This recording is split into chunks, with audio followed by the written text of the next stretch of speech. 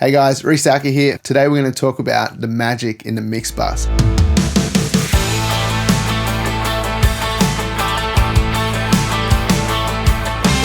Now the mix bus is definitely one of the most important parts of your mix. You can set yourself up for success or for absolute failure depending on the pieces of gear or plugins you choose to use on your mix bus.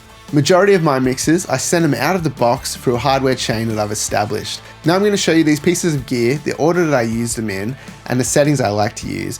And these parameters change slightly, but across most of my mixes, they don't change too much. It's generally just the amount of something that I use that will change from mix to mix. And do I think that you have to have hardware to do a great mix? Absolutely not. You can do amazing mixes in your box. So you can copy this kind of chain on your mix bus with plugins, and I think you'd be able to pull a very similar result. But every time I do a mix in the box and then decide to check it with my hardware mix bus, I'm actually always pleasantly surprised by that little extra something that these pieces of gear add to my mix. So the first thing I have on my mix bus is the X FIlter 500 from Elysia. This is just a really clean EQ, and I use this to shape my mid-range.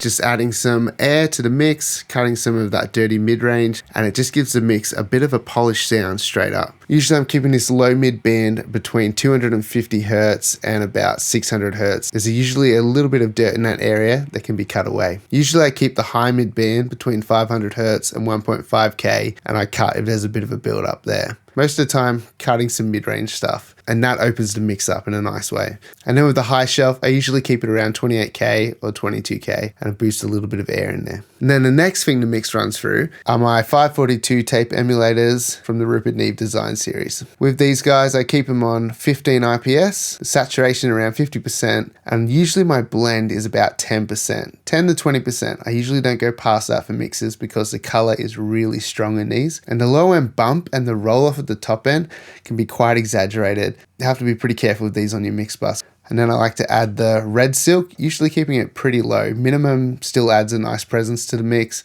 and then you can boost your presence up by adding more of this.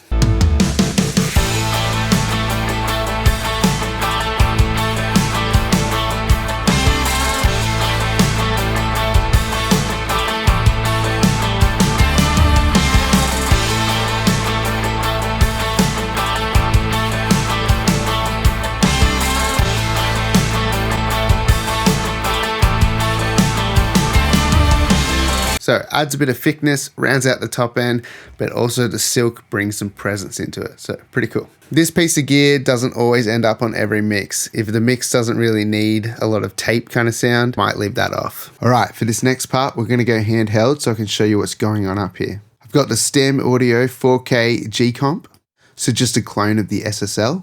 And we are doing generally a 2:1 ratio. I'll go between 2:1 and 4:1. 4:1 if I want something a bit harder hitting. Usually my attack is around 10 milliseconds or 3 milliseconds. 30 milliseconds if I really want to let the transient through. I generally don't bring the attack past 3 milliseconds, so keep it here on this side. The release, if I want something really gluey, will go auto. If I want something with a faster release, I'll go 0.3. And if I want something in between, 0.6. This particular mix, I'm liking the auto sound.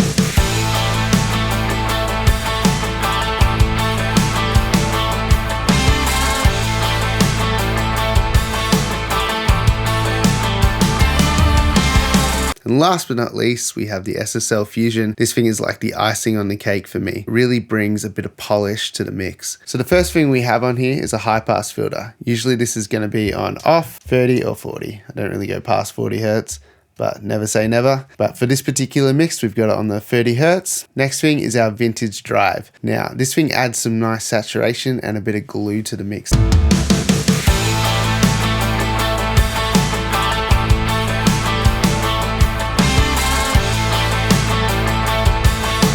The next thing we have is our violet EQ, which is a low and a high shelf. Typically not using the low end that much. If the mix really needs brightening up, we'll go with the 8K boost. And if we just want to bring a bit of air, it'll be somewhere between the 12, 16 and 20K options up here. Typically only boosting about 1.5 dBs. I'll switch between 8 and 16K and have a listen to what this adds to the mix.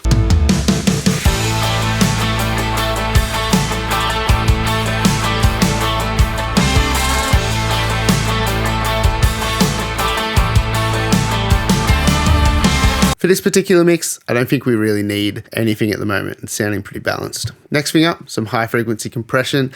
Usually I keep this around 15K to 10K and we just kind of roll off the ultra high frequencies.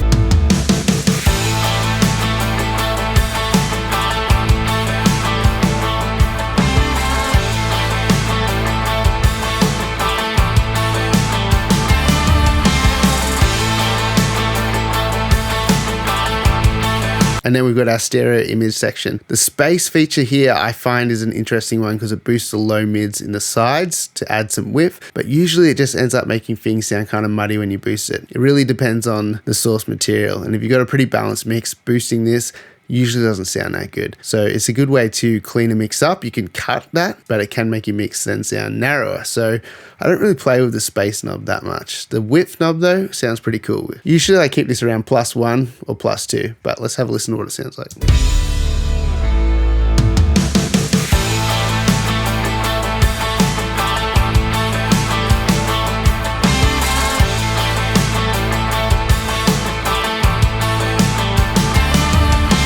And then lastly, there's this transformer option. Adds a bit of tightness to the low end, but a really sparkly top end. Sometimes it's good, sometimes it's a bit much.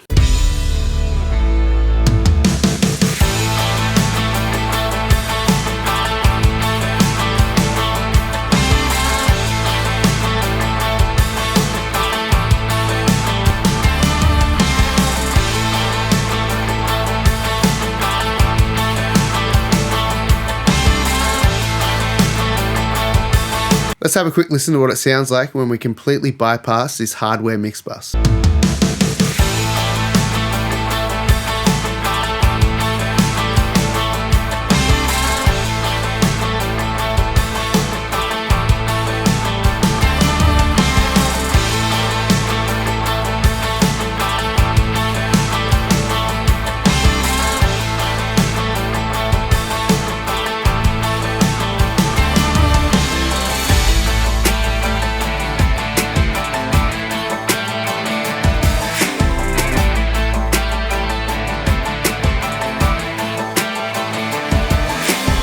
And that's it guys, hope you enjoyed this rundown of my mix bus and you can get some ideas for either hardware or plugin that you might like to add to your mix bus chain. And just remember to do everything in moderation. You don't have to do huge moves to create a big effect on your mix bus. The little things go a really long way. So make sure you hit that like button, subscribe to the channel, and make sure you turn on the notification bell so you know when these videos get posted. Make sure you stick around so you can check out the next video where I show you how I like to deal with vocal harshness. Thanks heaps for watching guys, and I'll see you next time.